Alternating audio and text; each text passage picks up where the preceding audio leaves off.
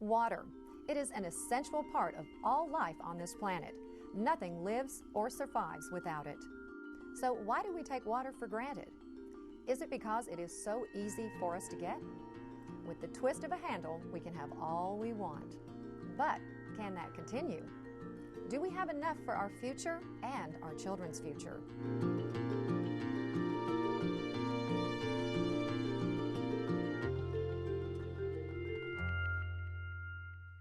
This program has been developed to help explain why it is important to conserve water and to give you some easy ideas on how to do that.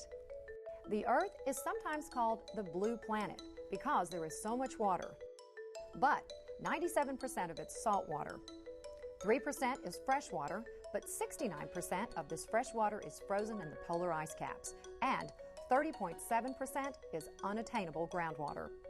That leaves only about 0.3% as available fresh water for the world's needs. Make no mistake, water is a very limited resource. Although regional water providers are working to ensure we have enough water for the future, the federal census has predicted that our region will double in population within the next 50 years.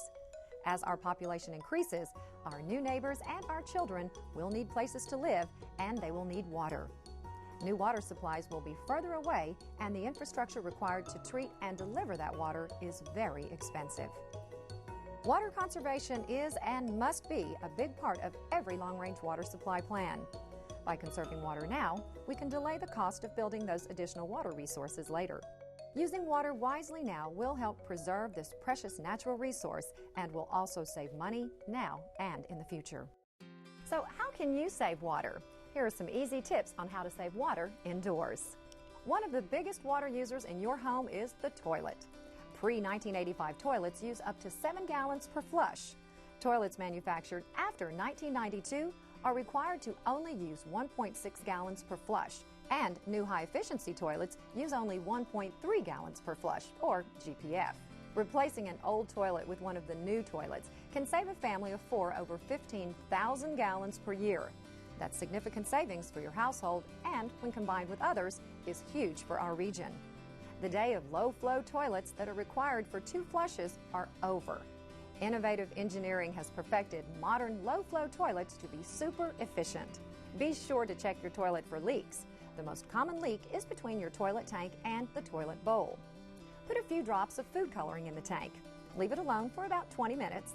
Afterwards, if you see color in the bowl, your flapper valve is leaking and should be replaced. Try to remember to perform this simple test at least once a year. Also, if you have a low-flow toilet, be sure to replace the flapper valve with one specifically designed for that toilet. A standard flapper valve will negate the savings of a low-flow or high-efficiency toilet. Another big water-wasting offender is the shower. Many standard shower heads use 10 gallons per minute. That is 100 gallons for one 10-minute shower.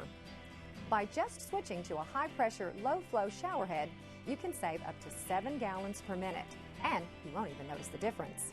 Consider taking shorter showers. You still will get clean in just about 5 minutes. The rest is leisure. Try using a timer or just sing some shorter songs. Remember to run only full loads in your clothes washer. Each load uses between 35 and 55 gallons. If you must wash a few items, be sure to adjust the water level to a small load setting. Only run full loads in your dishwasher too. Automatic dishwashers use between 13 and 25 gallons per load. If you see a leak, repair it. While it may seem like a small amount of water, leaks really do add up. The American Water Works Association estimates that an average of 14% of indoor water is lost to leaks. That is 3,500 gallons per person per year. One faucet leak can be stopped by simply changing a washer. Even more dramatic savings can be achieved outdoors. It has been estimated by the AWWA and the EPA that from 30 to 70% of our drinking water goes to our landscapes. That wide usage range depends on region and weather. The hotter it is, the more water most people use outdoors, regardless of what their plants actually need. A logical solution would be to use plants that are native or adapted to your region. With proper planting, these plants require less maintenance, fertilizers, pesticides, and water. Once established, some of these plants can thrive on rainfall alone.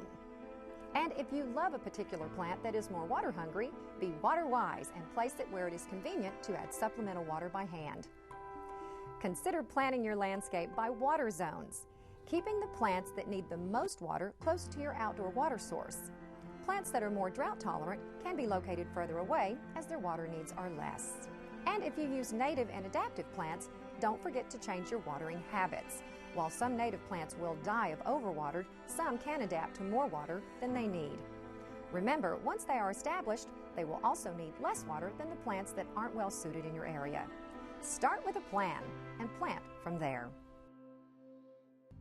Where can you learn about native and adaptive plants? Go to TexasSmartscape.com or the Texas AgriLife Urban Landscape websites to learn more.